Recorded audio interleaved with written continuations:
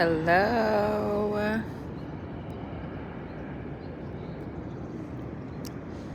Today is day 59 of the 75-day Spirit Baby Devotional.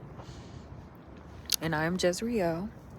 I am the Spirit Baby Auntie. And I am walking barefoot in my yard right now. I don't really have a usual time that I record, but the last few times I've recorded has been at night.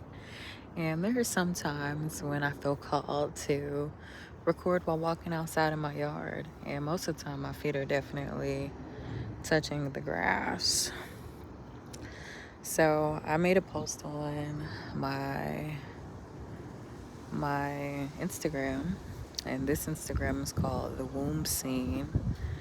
And it was a post really honoring that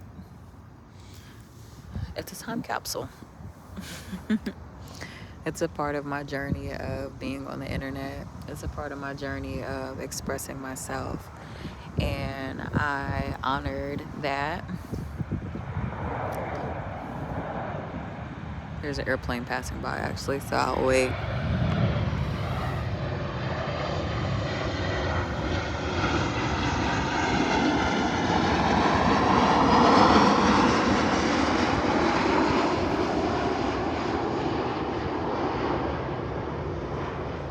And I honored the fact that that page is for just posting, just expressing myself. And much like this devotional here, this is definitely more niche and more on my birth work, or more on,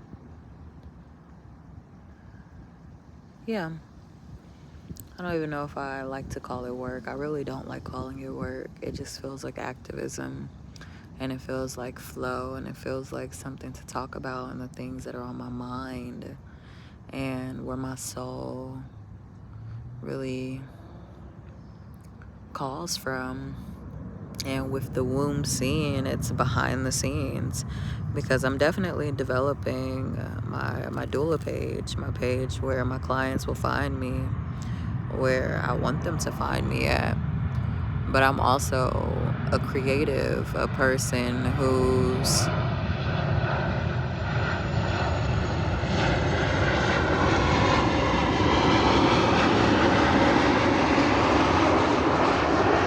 found a lot of deep meaning in life. And a part of being a spirit baby medium, or just a medium in general, because it's not just spirit babies. However, I am a doula by trade. I am a doula by profession. And someday I'll be a midwife.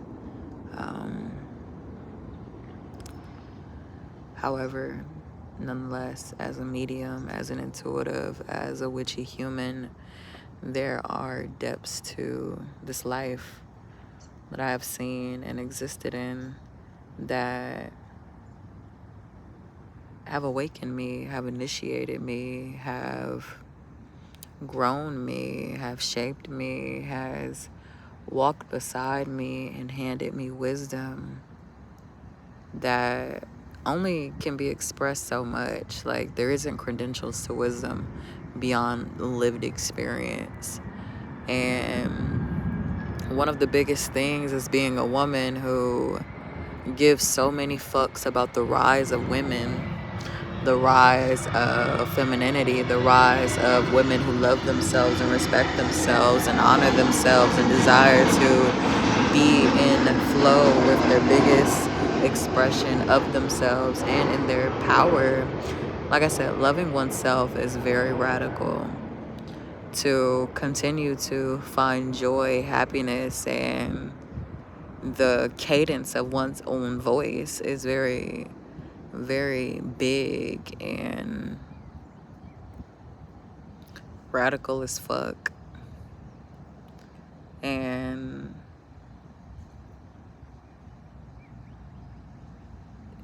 for me, it's deeply soulful. It comes from something really deep in my being. It comes from something beyond myself, bigger than me, truthfully, and in all of my existence, and being with darker energies as myself, just as a person who has seen, like, how barbaric the human population is.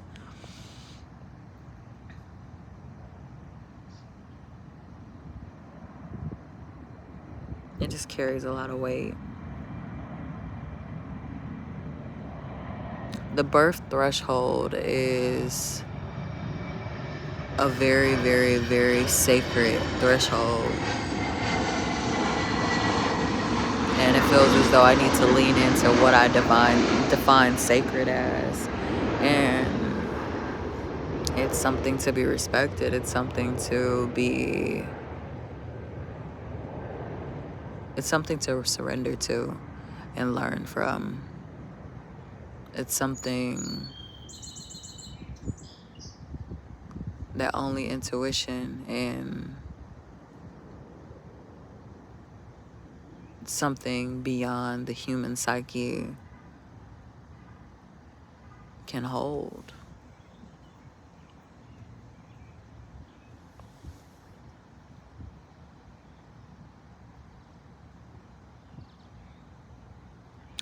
I advocate for women and have the desire to advocate for women because of the violence that has been done to my womb, because of the suppression that has been expected of me from a societal standpoint, a familial standpoint, a self-conscious standpoint. And all of that plays so much in the birthing world. When a woman becomes a mother, her experience begins in conception, but her postpartum journey begins at birth. And there are a lot of practices in the birthing world, the medicalized aspect of it, the medicalized layer of it, that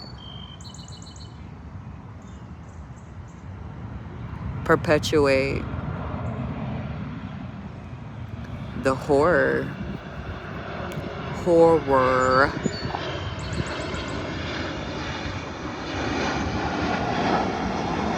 that has walked within the story of what it means to be her, of what it means to be woman, of what it means to have a womb. To be a black woman in America means to have the pain and shame of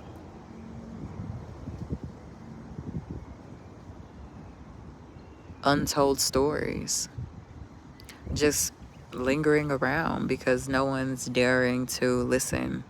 No one's daring to speak. No one's daring to hold. No one's daring to pause and be in the energy of that. And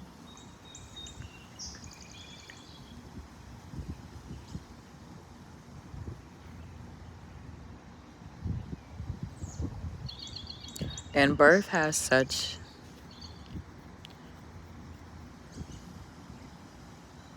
potential to take a woman deep into what it means to be a soul that I feel gets trampled all over because of the suppression of one's lineage is hurt.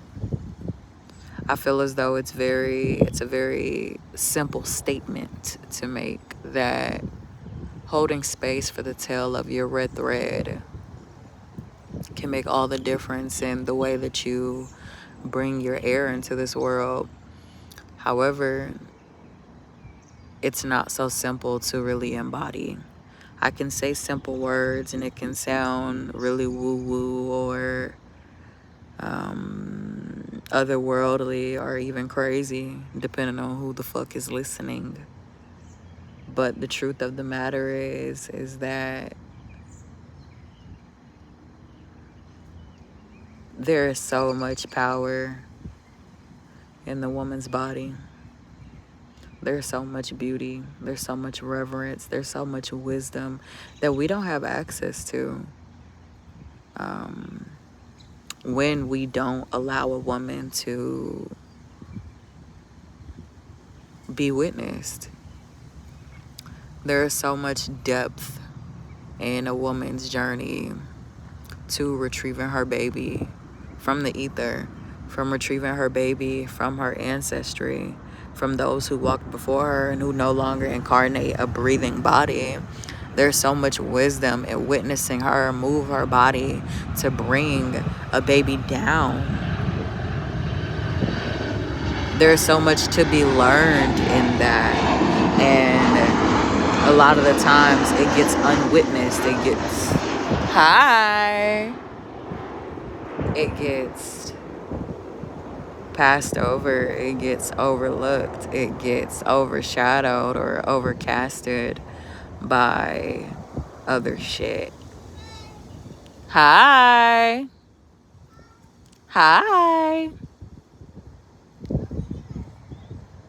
Okay.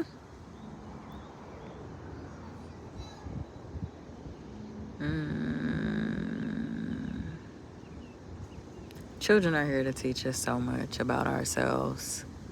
The whole act of bringing children into this world, no matter how you do it, has a lesson to be learned. And sometimes it's just a matter of debriefing it and the matter of bearing witness to a woman tell her story. Now, I am an advocate for physiologically protected natural birth, but I also am I am a listener when it comes to a woman's journey itself, no matter the route. I think that's the biggest aspect of being an auntie, of being the spirit baby auntie, is witnessing the spirit baby's mommies journey, their individual journey to becoming that spirit's guide in this lifetime. With witnessing that spirit breathe into the body that they created together based on the codes that is in their DNA, in their ancestry. I'm happy for you. Said I'm happy for you.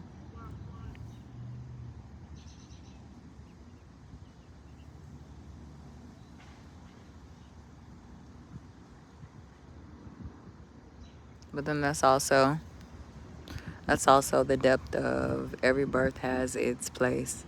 Every birth story has its own inherent wisdom, whether or not it's a cesarean, an induction, an accidental unassisted, a very planned unassisted, and so on.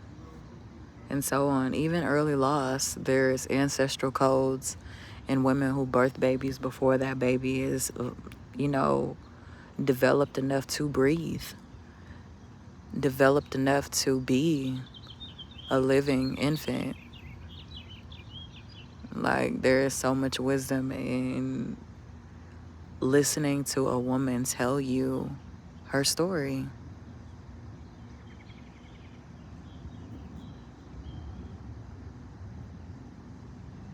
Because a woman is transformed in grief, a woman is transformed in joy, a woman is transformed in love, a woman is transformed in pregnancy. And pregnancy doesn't have a standardized length. Some pregnancies are very short. Some pregnancies are incredibly long. Most pregnancies are pretty fucking long, actually. Like 39 weeks, 40 weeks, 41 weeks, 42 weeks, 43 weeks. That's long as fuck. And when you quiet down and witness the individual story, then there's so much to be heard. However, fear can disrupt the ability to listen, and that's the message today. So I like to thank you for your ears, thank you for your time. If you are looking for a doula in the Atlanta area, in my description box below, I have my discovery call calendar. Go ahead and click that. If you yourself would like a free ebook to pause and be in stillness and Held While You Bloom. My free ebook is in the discovery box, in the description box below. Like I said, it's called Held While You Bloom. And lastly, I have a Facebook community called Spirit Baby Connect. You can join us there. Tell us all about your journey in motherhood, your birth story, your journey of connecting with your spirit baby, how they incarnated and what they're like now, just being a mother, being a spiritually tapped in mama. And yeah, happy day 58. Today's day 58, right? We're gonna see. To go see it, and it is day 59. I even said it in the intro, but I got so deep in that channel and just that share that, yeah, I lost track of time. But day 59, tomorrow is day 60. Wow. But yeah, see ya.